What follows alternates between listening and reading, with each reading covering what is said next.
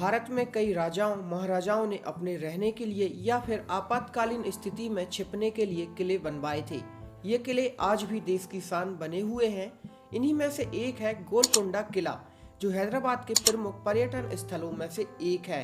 यह किला देश की सबसे बड़ी मानव निर्मित झीलों में से एक हुसैन सागर झील से लगभग 9 किलोमीटर की दूरी पर स्थित है और इस क्षेत्र के सबसे संरक्षित स्मारकों में से एक है।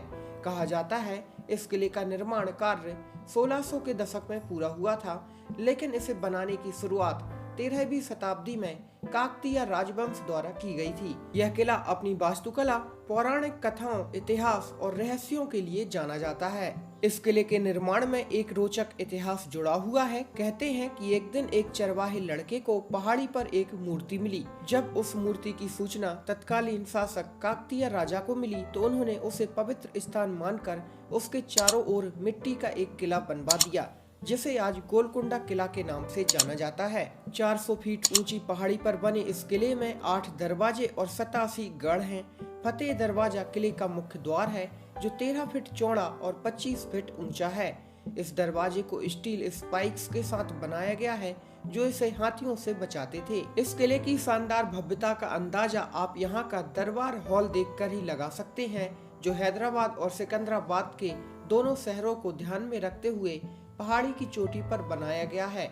यहाँ पहुँचने के लिए 1000 सीढ़ियाँ चढ़नी पड़ती हैं। इस किले का सबसे बड़ा रहस्य ये है कि इसे इस तरह बनाया गया है, जब कोई किले के तल पर ताली बजाता है तो उसकी आवाज बाला हिसार गेट से गूंजते हुए पूरे किले में सुनाई देती है।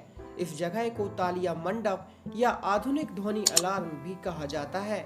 ऐसा माना जाता है कि किले में एक रहस्यमयी सुरंग भी है, जो किले के सबसे निचले भाग से होकर किले के बाहर निकलती है। कहा जाता है कि इस सुरंग को आपातकालीन स्थिति में शाही परिवार के लोगों को सुरक्षित बाहर पहुंचाने के लिए बनाई गई थी, लेकिन अब तक इस सुरंग का कुछ भी पता नहीं चला है। अगर आप भी गोलकुंडा किला जाना चाहते हैं तो सुबह 8 बजे से शाम 5:30 बजे तक सही समय होता है। किले की खूबसूरती और हर एक चीज को बारीकी से देखने और जानने के लिए सुबह का समय एकदम परफेक्ट माना जाता है। भारत के प्रमुख शहरों से हैदराबाद के लिए नियमित उड़ानें हैं। सड़क मार्ग से भी यह पूरे देश से जुड़ा हुआ है।